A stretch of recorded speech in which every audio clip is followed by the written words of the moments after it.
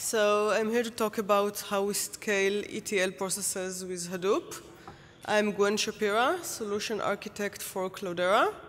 If you don't know about Cloudera, we basically maintain and support our Hadoop distribution.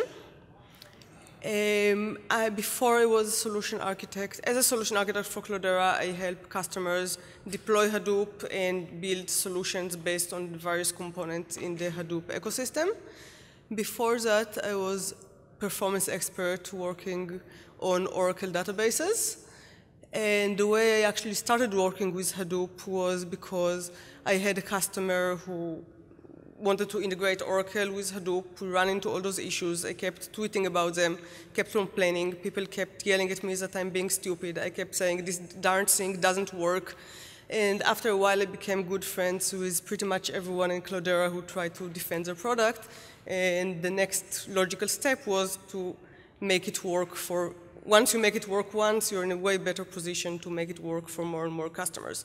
So I'm going to talk a lot about how to make this darn elephant work. When I first talked to Robert about doing this presentation, he said, oh, this is a very technical audience. They've all read the Zookeeper paper. And I said, no way everyone in the audience read the Zookeeper paper. How many of you read the Zookeeper paper? OK, 2. OK, luckily, this is not a prerequisite. But, dude, you way overestimate everyone. This is a difficult paper.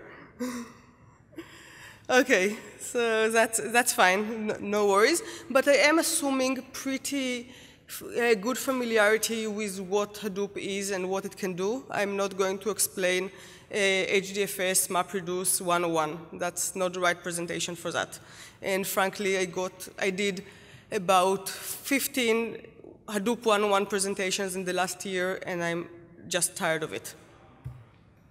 In case you don't know why you're in the room, we're talking about ETL. That's the process of getting data from one place, getting it into a different form, usually some kind of a star schema, but not always, and loading it into a target, which normally would be your enterprise data warehouse, wherever it is. In case you're wondering why you're in the room, Hadoop is a system built for scalable data storage and data processing. It's not a database. I repeat, it's not a database. It's not going to behave like a database. This expectation is what makes most Hadoop systems fail. It is a file system. It's distributed, it's replicated, it's very nice. And there is MapReduce, which is a programming paradigm that allows you to limit yourself to a point where building scalable solutions in a parallel programming environment is actually possible. On top of those very simple building blocks, we have a huge ecosystem with a lot of tools. I'm going to mention all the tools I think are necessary for ETL during this presentation. We have high-level languages like Hive, which is SQL-like, and Pig, which is kind of in between SQL and something actually useful. We have ways to get data into the system. You can stream files. You can copy relational data. We'll talk about all that. We have tools for process orchestration. Apache Tika, which I think I don't actually mention, but it's the library for data wrangling. If you need to get metadata out of any data format in the universe, Apache Tika is your thing. And Cloudera even developed Impala as a low-latency query language. Now to business. Why would you even want to do ETL with Hadoop? Most people have perfectly good solution called, it's either called Informatica, DataStage, or if you're particularly enlightened, it will be Pentaho or Talend. So why Hadoop at all? First of all, sometimes you actually care about unstructured data. And I hate the term unstructured data. Let's go with eventually structured data. Because it's ETL, this will go into your data warehouse. Eventually, this data will have structure. It's kind of useless if it doesn't. Now, most traditional ETL tools are extremely limited in the data they can actually process. So you can do text, you can do CSV, which is kind of a text. You can do Excel, which is kind of a CSV, which is kind of a text. And you can do XML, which is a slightly more complicated type of text. Not every system out there can actually do XMLs for you. So XML is kind of maybe, but let's put it there. Hadoop, on the other hand, can pretty much, because it's programmed in Java, because you can actually program for it in any language, any library you like, there's no limit to what type of data you can process. If you have JSON, that's fine. If you have MIDIs or JPEGs, I built a system where we processed videos and we split them frame by frame, used OCR to get text from the video frames, basically turn something like that into searchable text. So you can search for specific word in the video and find exactly where I'm talking about it. That's pretty useful, and try to get your normal database or Informatica to do that. The other reason people get Hadoop is to replace their existing Informatica cluster. Informatica is a strange thing. I mean, I was pretty shocked when people showed me their Informatica system. In case you didn't run into a real ETL system, they program by drag and drop. They have kind of select components and aggregate components and lookup components, and they kind of draw lines between them, and they think it's programming. And that's, yeah, you can kind of take apes and make them program that way, and that's what a lot of organizations actually do. They have people who call themselves programmers who cannot literally write a single line of code. Think about it in the next time you're interviewing someone and ask, how can this person actually be a programmer? That's how it happens. On the other hand, Informatica is a complete ETL solution, which Hadoop is clearly not. It can take care of everything from the point the data leaves one database system to the point it gets to the other one. It will track all the metadata. It will track all those components you developed and allow you to reuse them. It will track how long everything ran, where did it fail, what it's going to do when it fails. It has a lot of infrastructure around it that in Hadoop you're kind of stuck developing it yourself.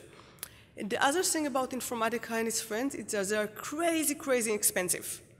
And from what I've seen, a lot of companies just move away from Informatica because there's better things to do with $3 million a year. So Hadoop is a cheaper solution, far more flexible because you have a real programming language. And in many cases, it can be faster and more scalable. So more scalable is what I'll do the entire presentation is going to be about how Hadoop is more scalable. It's not automatically more scalable. You are the programmer. It depends on you on making it more scalable. It depends on your sysadmins to make sure that it's going to be more scalable. But faster is strange because Hadoop is not known for being fast. In fact, anything that takes less than 30, if you need something to be done in half a minute or less, don't do it in Hadoop. It will not be the right solution. On the other hand, 30 seconds is very fast in terms of ETL. And where Informatica and its friends are really slow, first of all, it's all GUI programming, so if you want something to be faster and optimize it, good luck with that. I don't know how you optimize a bunch of boxes that you drag and drop. And second, it has some atrocious defaults in how it interacts with relational databases, especially at the loading end. And it will load data line by line, and it will take a bunch of locks, and the DBAs will hate the Informatica people. The Informatica people will say, well, we don't know what to do. We just dragged and dropped like we are supposed to. So it's kind of a problem there. And with Hadoop, you have the ability to make things way better. I've never seen anyone actually drop Informatica and go to Hadoop. I'll tell you the truth. And the reason I haven't seen that is probably because you tell them that their GUI developers now have to start doing real programming, and they have to develop a lot of systems to support metadata and to support instrumentation, a lot of things that Informatica does built in, and everyone goes just, nope, that's not going to happen. So Informatica does have places where it integrates with Hadoop. You can have some processes that are more time sensitive in one system and others in another place. You can kind of work with it. What I see a lot is that people say, okay, Informatica is expensive, it doesn't perform the way I want it to, I can't get it to work fast enough. Let's put the entire system in a data warehouse, and you end up with something called ELT. You offload from one database, upload to another, and do all the transformations inside the relational database. which can be very optimized, which can be extremely fast, and which is a waste of the most expensive CPUs in your system. Usually those data warehouses are not MySQL, and very often they are not Postgres either. They are usually the Oracles and the Teradatas of the world are usually where it ends up. And they are both horrifically expensive by their own right. And if you use the storage in Teradata, you pay by the terabyte. I was actually surprised when I found out. Each terabyte costs a certain amount of money. And if you use it for all kind of staging tables, temp tables, that kind of stuff you need when you do a lot of transformations, you're literally wasting an amount of money that you can know exactly how much it is. In Oracle, you pay by the CPU core, and if those CPUs are doing anything except relational queries, serving business customers, doing kind of real-time, very fast queries, you are wasting the most expensive CPUs in your organization are going to waste right there. And of course, there is the thing about how do you scale a database. So essentially, you can shard, but nobody shards a data warehouse where the entire point is to have the whole information of the organization in one place. And then you can just replace it with bigger and bigger machines, which is a lot of fun, wonderful way to scale. Good luck with that. Call us when you're tired of it. Hadoop, also in addition to being able to scale the normal way by actually adding machines when you run out of capacity, it also has way better tools. You're not stuck doing everything with just SQL or PL SQL, and that's it. So what I usually see when I talk to customers is people who used to have an ETL cluster.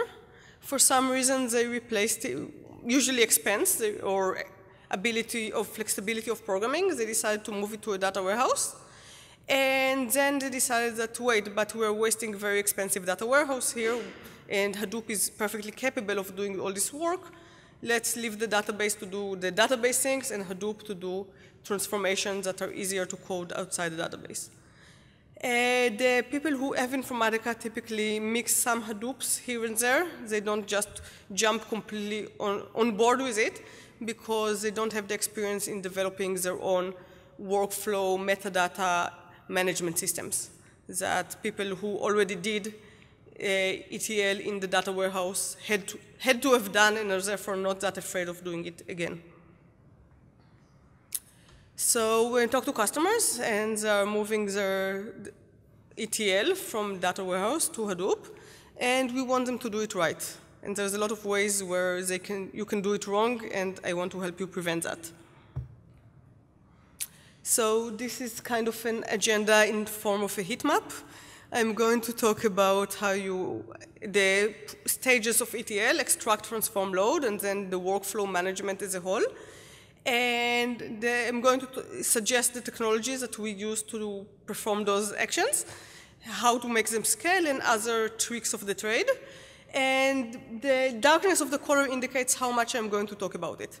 So the majority of the presentation is going to be the part where how you can scale the transformation part.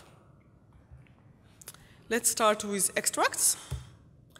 So there's 3 main ways to get data from wherever it is now to Hadoop. If the data is a relational database, use Sqoop. I'm going to talk a lot about Sqoop in the next few slides. If it's log data or any kind of streaming text, Flume is a wonderful solution. And I'm not going to talk about that at all, off scope for this presentation. If you are going to use it, Cloudera has a development kit that makes using Flume easier and also kind of gently forces you to make the correct choices and build a system that will be easy to manage and scalable. And then the options that everyone seems to forget about. HDFS is a file system. You can open a file handle and start writing data. And you can also copy files there. And a lot of the lessons I have for how to scale Sqoop actually apply to the case where you just start copying files into HDFS. So, Sqoop. Sqoop is a map reduce program where it doesn't have actually reduce, so it is a map program. And every mapper opens a connection, JDBC, to your relational database and runs a query to retrieve data. That simple. The balancing act part is because you potentially have a lot of Hadoop servers. That's why you have Hadoop. It can be in the hundreds or thousands, which means that potentially you can have a lot of mappers. Usually, it's one database that you get data out of. One machine, maybe 12 cores, maybe 24 cores, no more than that. One network. If you are lucky, then it's going to be a gigabit Ethernet, and you will completely throttle yourself on the network before you manage to kill your database. But if you're unlucky, it's going to be something like InfiniBand. And the problem is that going to the database and say, run this query is very easy. For the database to actually run this query actually takes resources. And it's incredibly easy to DDoS your own database. That's pretty much the first thing that everyone does with Hadoop. They say, let's get this data really fast. We'll start with 50 mappers. And 50 mappers sounds reasonable because you have 400 machines to run it on. And then the database suddenly have 50 connections. And that's the main problem. So you do want to maximize the network utilization. You want every resource in your disposal getting data as fast as possible. But you have to remember that your DBAs will be on your throat in a second if you actually try to have 50 connections running full table scans on one table on their production database. So, and that's the most common problem we see with getting data. People run a distributed denial of service on their own database. So we typically encourage our customers to start with a smallish table, smallish being on the tens of gigs, and then start with one mapper. What's the throughput I get? That's the throughput of one mapper. That's what the database can serve for one query. You have two, you edit four, in the end you end up with a bottleneck. And you ask yourself, okay, is it the network bottleneck? And it's very easy to know because you see that if you're getting 100 megabytes per second and you have 1 gigabit Ethernet, you know exactly where is your bottleneck. If you see anything less than that, maybe you are overloading your database, maybe that's how much it can perform. And we have a lot of wonderful tools to actually figure out where is the bottleneck. My best friends in the last 20 years have been VMstat to see an overview of where the system resources are going, CPU and memory and that kind of information. IOStat to show you how your disks are getting killed. Maybe it's a bad disk on the Hadoop side that's actually causing being the bottleneck. MPstat to tell you about what your CPUs are doing in good detail. Netstat and IPTraf will both show you the network utilization. I'm a fan of IPTraf, but they will both do the same thing. And the same principles actually apply when you copy files from anywhere to HDFS. You want to use parallel copy because having just one connection copying one file will in absolutely no way, shape, or form going to saturate your network.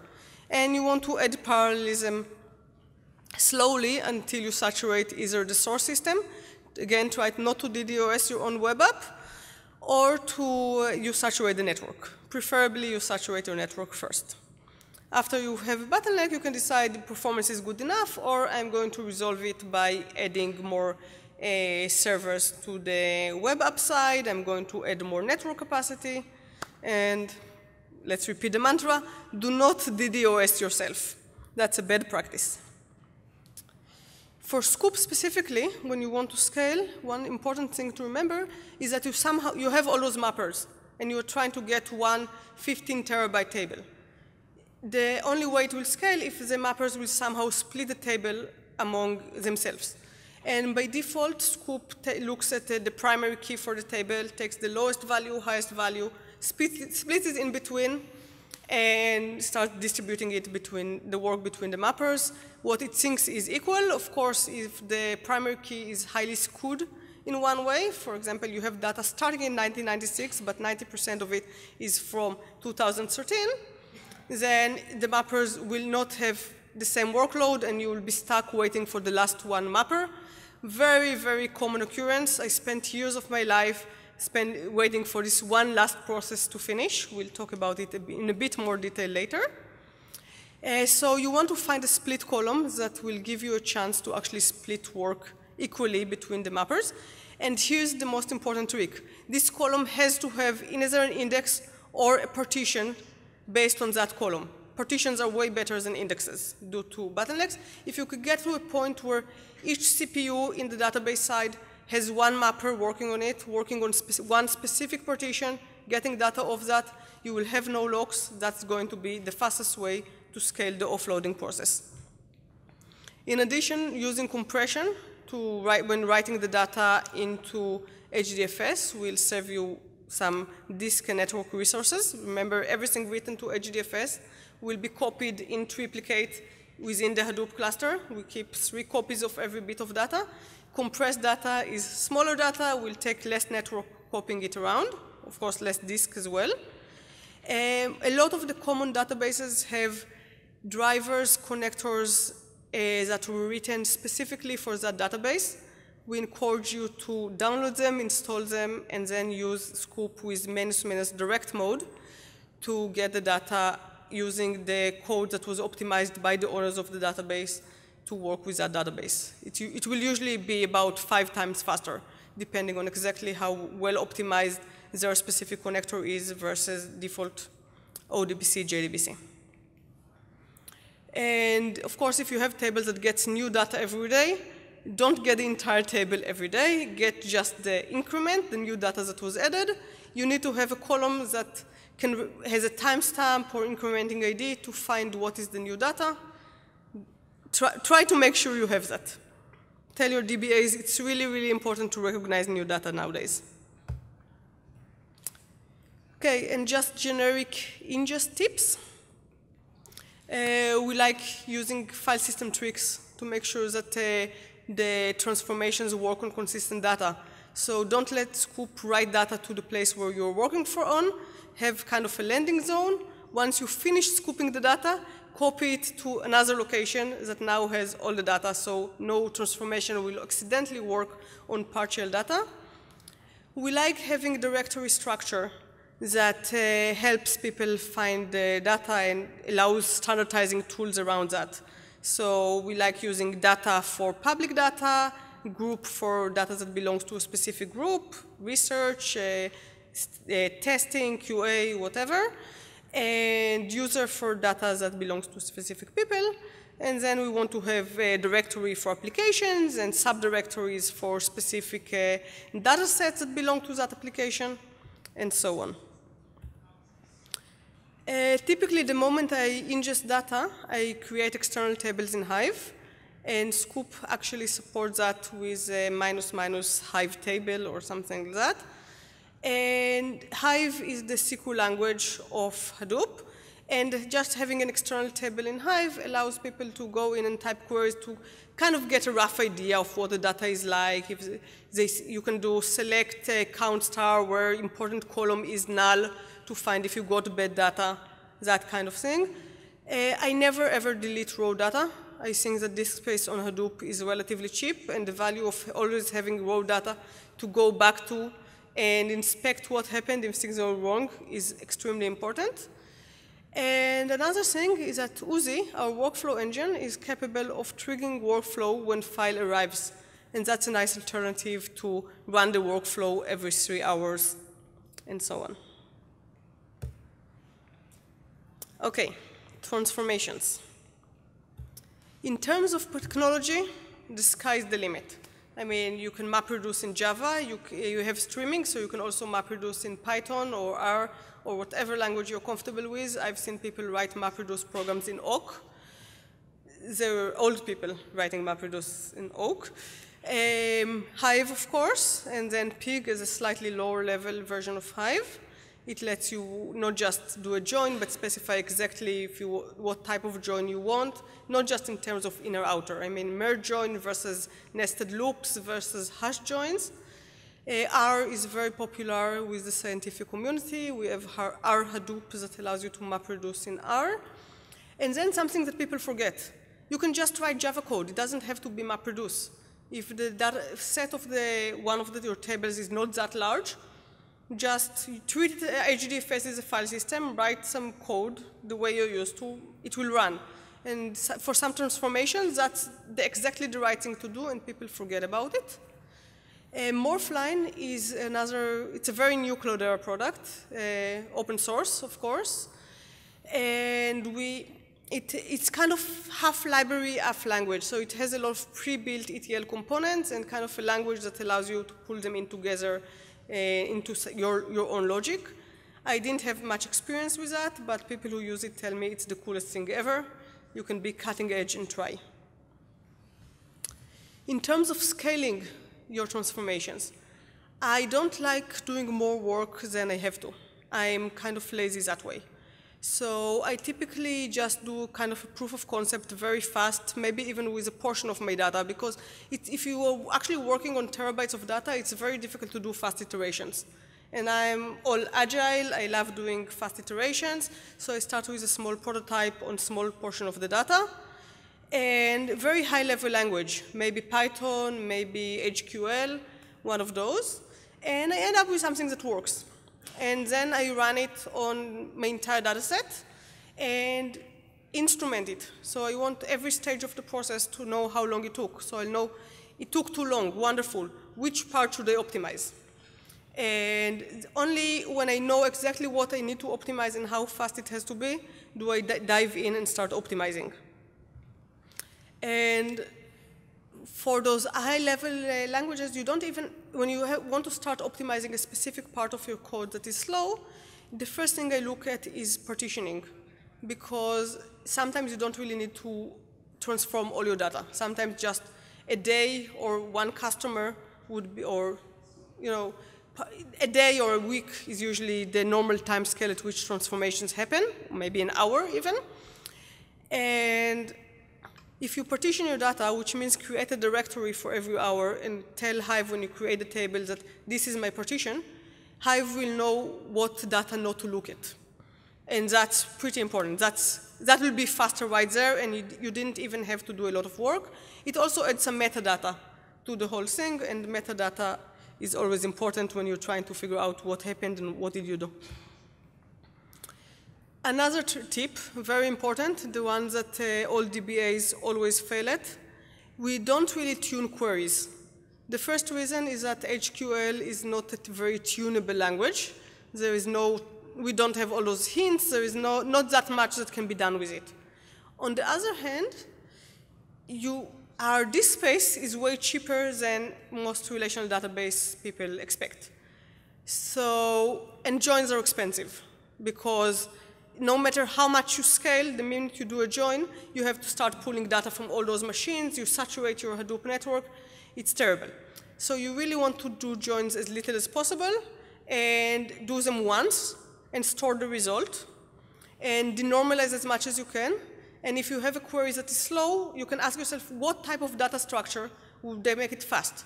How do I want my data to be structured?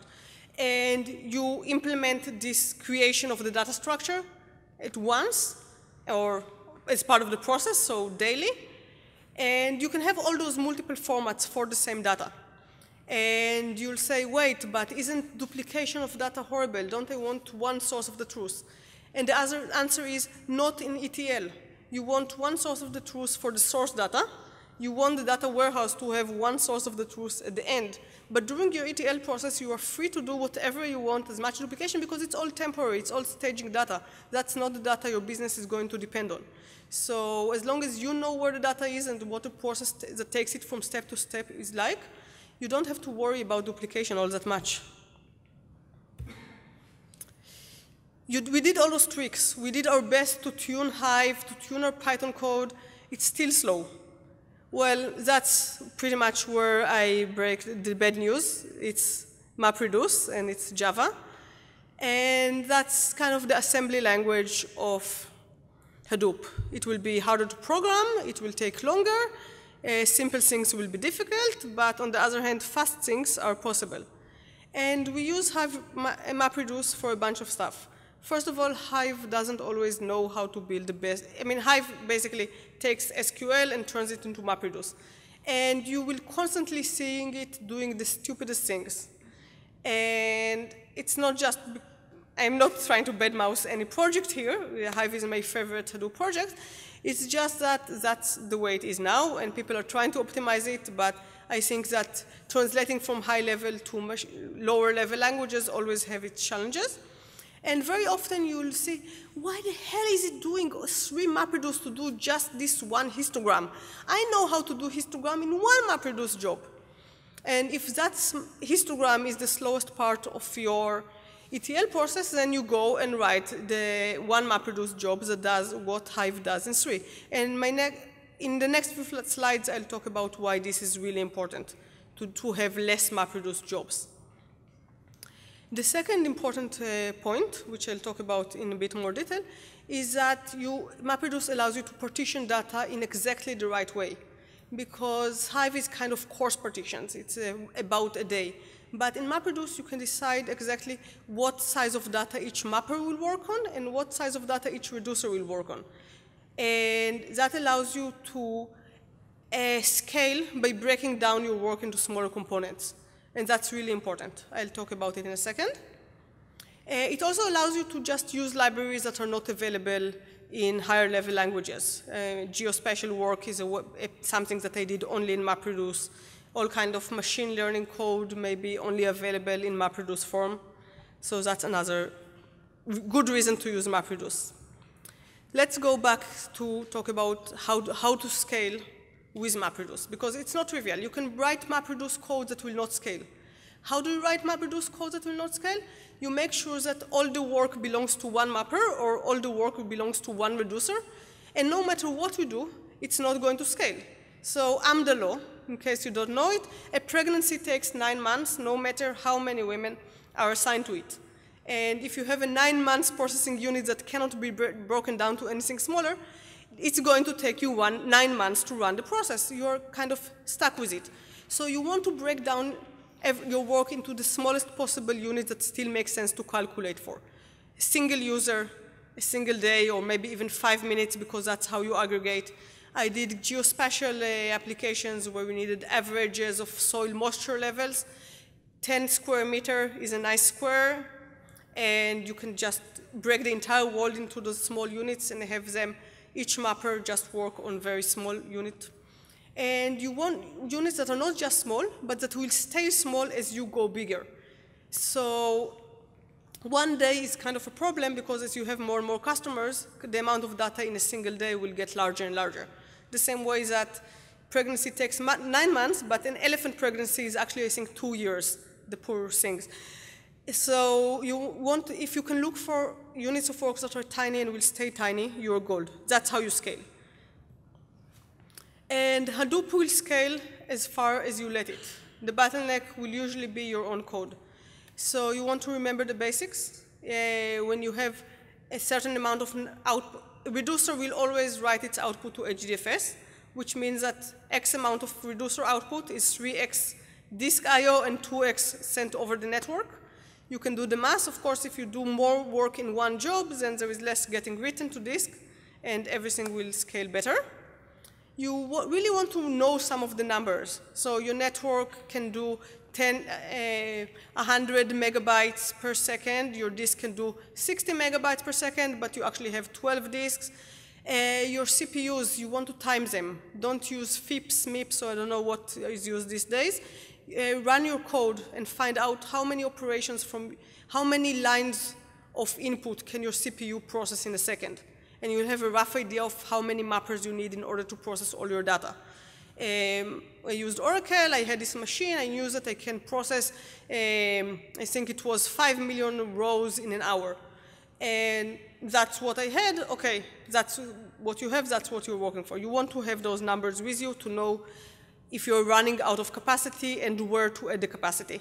You don't want to add CPU and then find out you're killing your disks, or more common, add faster disks, buy a lot of SSDs, and your CPUs are fried.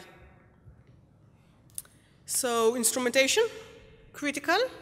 Hive will instrument its process for you, the whole MapReduce part. If you use Uzi for workflows, then each part of the workflow will be instrumented. But you may want to add instrumentation inside your MapReduce code as well. You want to be sure that you're optimizing the right thing. Developers a lot of time have this thing that they get fixated on the hardest part of the problem, which is fine, that's their job. And because of this fixation, they also believe that any performance issue is because of that part of the code they got fixated about. But the fact that it was hardest to write doesn't mean it's slowest. Actually, they probably paid so much attention to it that it will be the fastest part. So you want to know that you're tuning the right things, that you have the right hardware, and 90% of the time, your hardware is plenty. You really want to avoid the whole all database guy syndrome, which is, 50% of my Hadoop deployments end up belonging to the data warehouse group. The other 50%, it belongs to some kind of a systems, DevOps, SRE group. And when data warehouse guys get Hadoop, they're typically sent into some kind of Hadoop big data course of some sort. And I don't know how it happens. They get the impression that Hadoop is either a data warehouse or just like their data warehouse. I find it difficult to convince them that no, it is not. And they want to do everything the way they did for data warehouses because they have all those habits. And they bring those Kimball books to me. That's Ralph Kimball. He's like the data warehouse guru. And they pointed it. And they say, look, it says we need to have time dimension. And it says we need to have the snowflake schema. And the Bible says that we... Some of those things are good ideas. Some are not that applicable to Hadoop. And some will flat out not work. A lot of things that require you to do a lot of small updates as you are running through your process, not going to work at all. Hadoop is not into a lot of small updates. Some of the things that they will bring to your attention and you will want to have answers to is slowly changing dimensions. So, for example, you get few new customers every week. You need to somehow update the whole customer thing every once in a while to make sure Hadoop stays in sync with the rest of the organization. You can just download the whole thing, but if it's way too large, you want to do a merge. And of course, Hadoop doesn't do updates. So you load all the new data to a new table. You do one select or one type of processing job that just builds it into one large table, and you swap the old table with the new one. Of course, I said it before, this is an important theme, so I'll say it again. Store intermediate results. It's good for performance because it means that you're not going to have to do the same join over and over again. It's wonderful for debugging because if someone says this is wrong, you can step back and say, oh, that's where it started being wrong. Let's see what's wrong with that job. And it also allows you to have some kind of lineage that a lot of large corporations really want to have this type of, this data got here from that system. So we keep the history, and the best thing about keeping history is that you can do the whole fault and rebuild model of ETLs, which means that if at this stage something got broken, wrong, whatever, you scratch that, you go back, try again. And we like organizing data in tiers. We have raw data, we have clean data. Tier 2 is actually usually 5 different tiers with whatever order of transformation, lookups, and denormalization you enjoy doing. And then another level or 5 with the aggregation. Because of all these processes and data flowing around, metadata is very important. Who ran which job, when did it run, how long it took it to run, where are the results. All that is wonderful data that you're going to need and that doesn't actually fit in HDFS. It's small data, it changes frequently, it's against everything that HDFS was designed to do. Therefore, tell your data warehouse guy, Hadoop is not actually a database, and some parts of what you're doing will have to be done somewhere else. So Uzi will have some of your metadata. Maybe it's enough for you. I typically hope it's enough, but I kind of know it's not. You can store some metadata as part of the directory structure. Have very clear directory names, and that you can even pack a lot of information to the directory name if you have all kind of secret formats to packing information into them. You can store data outside of HDFS, even in a separate MySQL database, if that's your thing. If you're used to HBase, you can definitely store metadata in HBase. I do it a lot. On the other hand, I don't really recommend installing and learning HBase just for that. So, because it's a big, complex system, if you have your other favorite way to manage small data, or at least rapidly changing data, do it somewhere. You can definitely do it somewhere else. Clojure Navigator is going to be a product that will come up at some point and solve everything, but I don't like selling products we don't actually have. Okay, and then there is the point where someone will ask you about Real Time ETL.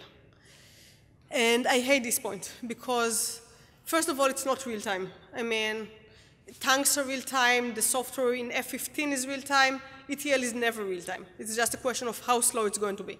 And nobody really needs it to be real time. It's just kind of buzzwordy thing. So what sometimes people want is fast reporting. Not a problem. I mean, you can have fast reporting tools. You can use Impala. You can use Tableau. You can have all data end up in the data warehouse where the reports will be as fast as they used to be.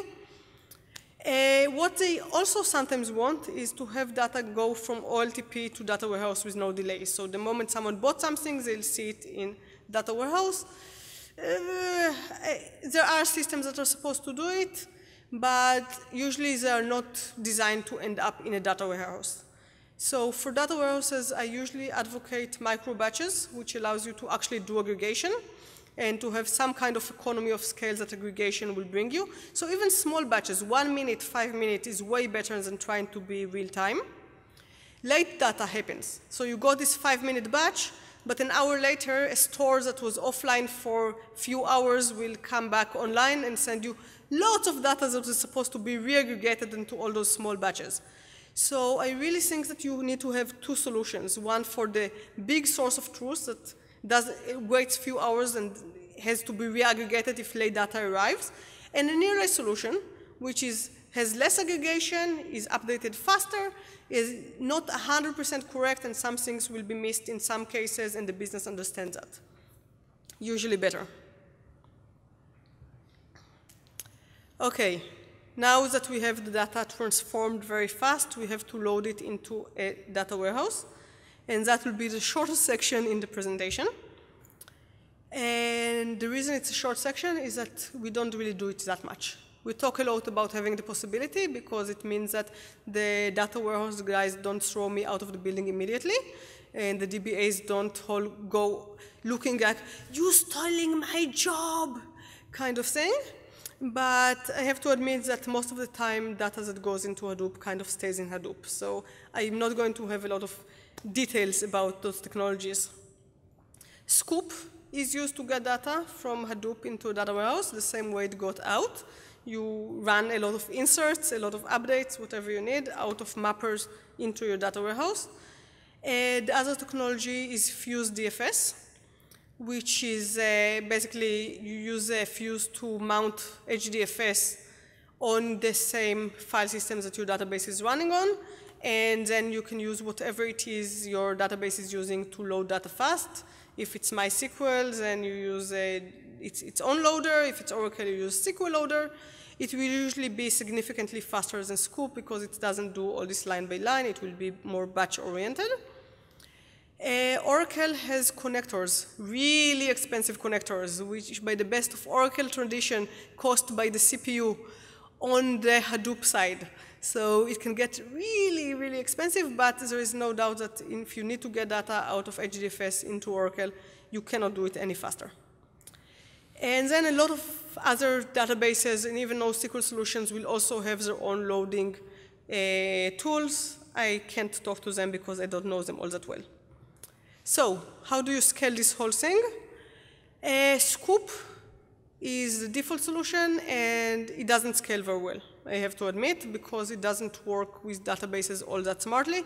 It scales pretty well for MySQL because it was more optimized for MySQL in many ways. For other databases, it will typically do the wrong thing. One important thing to remember, it's not a scale thing, it's a tip. Sqoop is hard-coded to commit every, I think, 10,000 rows. If you load more data and then you fail after the first 100,000 rows, you have to figure out how to clean the old data out of it. I typically like using FuseFS and whatever tools the DB gives me to do the loading. It allows you to do, if the database supports parallel queries, it allows you to load in parallel. If the database supports direct writes, just write into data files. Don't take any logs, that's even better. In things like Lucene, if your data warehouse happen to be Lucene for some reason, you can actually do a lot of pre-formatting in Hadoop. Basically create Lucene index files on Hadoop and just copy them into place. That is the fastest way to load data into any database. If your database supports, if you know the internals of InnoDB and can create InnoDB files and just copy them into MySQL, things will be that much faster. And of course, if you can write in parallel to multiple partitions, so you'll have a lot of parallel Hadoop processes just throwing data without locks at the correct partition, even better. But again, do you really want to load all this data? Most of our customers don't really load all that much data. They leave a lot of the history in Hadoop. They only load aggregates. They load computation results. So for example, products you may buy, they don't really load, you don't really load all the results of the aggregation and probabilities and so on. You just load for each user the products you think he's going to need in various scenarios. Let's see. Hadoop can run queries. We talked about that. We have Hive, we have Impala. BI tools like Tableau and SAS, and I think a bunch more can actually run on Hadoop. So your business can interact with data on Hadoop. Usually used for history. So if you're a bank and you need to save 7 years of data, usually it will be 1 year on data warehouse, 7 years on Hadoop, and reports that require going 7 years back will run a bit more slowly on Hadoop. Okay, so we have this whole process, loading, extracting, transforming. We have to kind of keep track of all that. And the tool pool here is a bit limited. So the only two native Hadoop tools I'm aware of is Uzi and Azkaban. Azkaban was developed by LinkedIn. Uzi is part of the whole Apache Hadoop community. They are both wonderful in terms that they are aware of Hadoop and how jobs are distributed and they can, task tracker, job trackers, all that. But they are very, very young products. And it's one of the things you have to keep in mind. Open source tools that usually have an open source limited version and then an enterprise version, Pentaho and Talon-D. And of course, there's always Informatica. And all those are used to keep track of the process in a way that just having a lot of pieces of code in a shell script and cron may not actually do for you. And the challenges of scale are not really limited to how to make code that runs faster as you add more machines. It's about keeping track of ever-growing amount of code components and metadata and staging data and a lot of integration and adapter tools that you need to use and all the reports, results, data artifacts that you may wish to reuse. And of course, more and more schedules, more and more dependencies. Where do I actually look at, have one place when I can see which jobs are supposed to run, which ran, which didn't, which we forgot about. Managing lifecycle, which data can we actually get rid of, which should be compressed. Instrumentation creates vast amounts of data that you somehow have to keep track of and make useful. There is a lot of that. I mean, and as you scale, it gets worse and worse. Here's my solution, and I can't even wholeheartedly recommend that. I mean, that's what I do. There's a lot of other solutions that are that good, and I know that it doesn't cover 100% of the cases. So I use U, which is the Hadoop UI, and Uzi for the workflow. And Uzi takes care of the whole scheduling and orchestration thing. U takes care of having a cohesive system view. Uzi and you together can act of a kind of a process repository. You upload and create processes and then trigger them. It collects some metadata about where data started and where it ended up, and a lot of instrumentation about how long each job took, but it will not collect instrumentation that you put inside your MapReduce. It's only between well-defined sections of the job. I use Cloudera Manager for monitoring. It's not advertisement. I mean, you can use whatever you want. Monitoring is monitoring. Nagios can be fine as well. And then, because it just takes care of parts of instrumentation and parts of metadata, I have a lot of homegrown scripts, like everyone does. That's more or less what Uzi with and you look like together. You have, it doesn't look as good as Informatica, but it shows you which jobs you have and how they're related to each other. there is tons of bugs there. So for example, if you upload a job a workflow and you trigger it, the moment it finished just reading the workflow, it thinks you're 50% done. It did it the first job, no matter how many other jobs you have. The first one, you're 66% done. The second one, 75, and it gets slower and slower, of course, as it proceeds, because realistically, it cannot have any way of knowing how, if you have a lot of forks and joins, it doesn't know how long this thing is going to take. There's no way. So it makes very silly guesses. I hope this will get fixed. And of course, the solution is not complete because writing a workflow engine is way more difficult than we thought it was going to be when we went into this project. And frankly, right now, I think nobody is 100% sure how to get out safely at the other side. And I mentioned before the things that we know are missing. There are probably also unknown unknowns, the things that we don't even know that we're missing because we don't have, the customers who actually need them didn't move to Hadoop yet. And of course, because it's a community effort and all open source, we welcome contributions. I'm done. Any questions? Yes? Actually doing incremental imports with Hadoop. I was wondering if you had any recommendations on how to do that if any of the existing rows have changed, not just when there are new rows to be added. I recommend having a column that says last update time, that you need to have a way to track it. How would I know the rows that are already in there should be ignored? Just depending on the HDFS files. Okay, you usually know, okay, you get the data through Sqoop. All the the data that was newly updated, you get it from Sqoop into a new table. And then when you merge it with Hive, you merge it based on some kind of primary key. Maybe customer ID or transaction ID or whatever it is, you have to uniquely identify the row. And if it appears in both places, the new one is new. Okay? Another way to do it, which we keep trying, and it's not here because there's no perfect solution, or even one that I feel comfortable talking about, is using CDC solution. So there's a lot of change data capture solutions that the database doesn't have to track what's new. Things like Golden Gate, Attunity, Shareplex will read the database logs and find out what is new information from those logs. You don't have to mark last updated. I know that Golden Gate has this extensibility that it has Java exits. So you can say, once you got a bunch of new data from this table, call this Java function and pass all the changes. And once it's in Java, hey, we won HDFS, we write everything in, maybe once it's in Java, we know what to do, right? It's getting the data out of the special database format that the logs are written in that are a problem. And it's so much of a problem that I don't know any of those tools that are free or even cheap. It takes a lot of programming resources and maintenance to keep following on how Oracle and SQL Server and Teradata change their own internal log format every 6 months just for fun. Other questions? I'm out of time? 5 more minutes. Okay, so I guess I have time for a few more questions, if there are any.